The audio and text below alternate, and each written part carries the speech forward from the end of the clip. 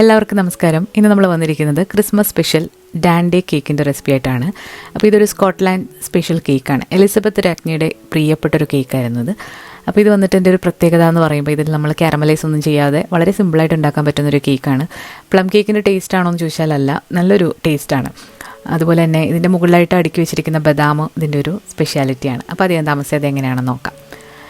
അപ്പോൾ ആദ്യം തന്നെ ഇതിന് വേണ്ടിയിട്ട് നമ്മൾ 1 കപ്പ് മൈദ എടുത്തിട്ടുണ്ട്. 125 ഗ്രാം മൈദയാണ്. ഇനി നമുക്കിതിലേക്ക് 1 ടീസ്പൂൺ ബേക്കിംഗ് പൗഡർ ചേർക്കാം. അതുപോലെ തന്നെ ഒരു 1/8 ടീസ്പൂൺ ഉപ്പും കൂടെ ചേർക്കുന്നുണ്ട്. ബേക്കിംഗ് സോഡ നമ്മൾ ഈ കേക്കിൽ ചേർക്കുന്നില്ല. പിന്നെ മിക്സഡ് സ്പൈസസ് എടുത്തിട്ടുണ്ട്, അതിൻ്റെ അളവുകൾ ഞാൻ കൊടുത്തിട്ടുണ്ട്. ഇനി ഇതിലേക്ക് ഒരു 1/2 കപ്പ് ബദാം പൊടിയാണ്. അപ്പോൾ ഇതിങ്ങനെ വാങ്ങിക്കാൻ കിട്ടും. ബദാം പൊടി നിങ്ങൾക്ക് കിട്ടാനില്ല എന്നുണ്ടെങ്കിൽ പകരം നിങ്ങൾക്ക് മൈദ എടുത്താൽ മതി. ഇതേ അളവിൽ 1/2 കപ്പാണ് ഞാൻ ചേർത്തിരിക്കുന്നത്. 70 ഗ്രാം വന്നിട്ടുണ്ട്. നന്നായിട്ടൊന്ന് അരിച്ചിട്ടെടുക്കാം. അതിനുശേഷം ഒരു സ്പാറ്റില വെച്ചിട്ടോ വിസ്ക് വെച്ചിട്ടോ നന്നായിട്ടൊന്നുകൂടെ ഒന്ന് മിക്സ് ചെയ്തെടുക്കാം. ബദാം പൗഡർ ചേർക്കുമ്പോഴാണ് കറക്റ്റ് കേക്കിൻ്റെ ഫ്ലേവർ കിട്ടുന്നത്.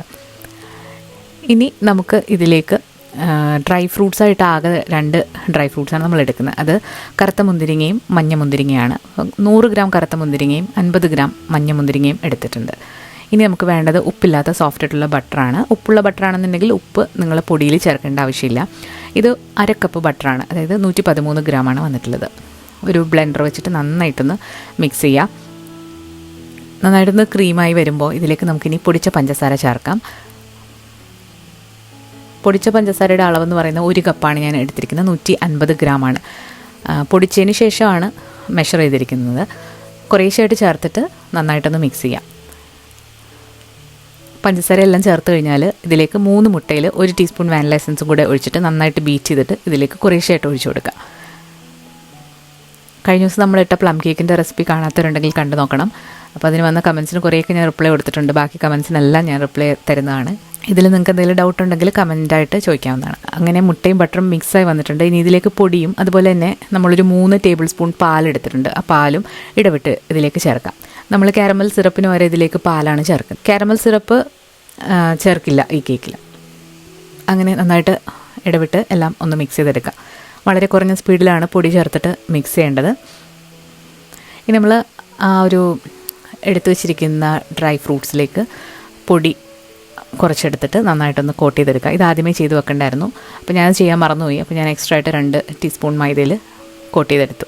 ഇനി ഒരു ഓറഞ്ചിൻ്റെ ഒരു സെസ്റ്റ് എടുത്തിട്ടുണ്ട്, ഓറഞ്ചിൻ്റെ ഒരു ഫ്ലേവർ കിട്ടാൻ വേണ്ടിയിട്ട്. പിന്നെ ഈ ഒരു റൈസിൻസും കൂടി ഇതിലേക്ക് ഇട്ടിട്ട് ഒന്ന് ഫോൾഡ് ചെയ്തെടുക്കാം.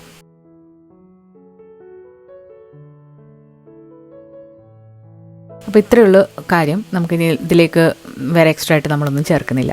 ഇനി 8 ഇഞ്ചിൻ്റെ ഒരു റൗണ്ട് ടിന്ന് പ്രിപ്പയർ ചെയ്ത് വെച്ചിട്ടുണ്ട്. അതിലേക്ക് ഈ ഒരു ബാറ്റർ ട്രാൻസ്ഫർ ചെയ്തിട്ട് നമുക്കിത് ബേക്ക് ചെയ്തെടുക്കാം. വളരെ കുറച്ച് ടെമ്പറേച്ചറിലാണ് ഇത് ബേക്ക് ചെയ്തെടുക്കുന്നത്. ഓരോ ഓവൻ്റെ ടെമ്പറേച്ചറും വ്യത്യാസപ്പെട്ടിരിക്കും. ചില ഓവനിൽ വളരെ കുറച്ച് സമയം മതിയായിരിക്കും. അപ്പോൾ നിങ്ങൾക്ക് അതനുസരിച്ചിട്ട് ചെയ്തെടുക്കാവുന്നതാണ്. ഇനി ഏറ്റവും അവസാനം ഇതിൻ്റെ ഒരു സ്പെഷ്യാലിറ്റി ആയിട്ടുള്ള തൊലി കളഞ്ഞ ബദാം നമുക്കിതിൻ്റെ മുകളിലായിട്ട് ഇങ്ങനെ ഡെക്കറേറ്റ് ചെയ്ത് വെക്കാം.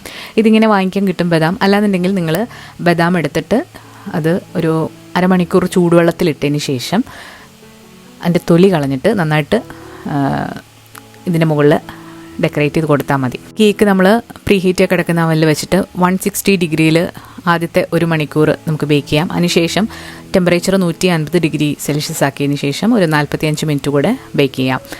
അപ്പോൾ ഇടയ്ക്കൊന്ന് ചെക്ക് ചെയ്ത് നോക്കുക. 1 മണിക്കൂറൊക്കെ കഴിയുമ്പോൾ കേക്ക് ഡൺ ആവുകയാണെന്നുണ്ടെങ്കിൽ എടുക്കുക.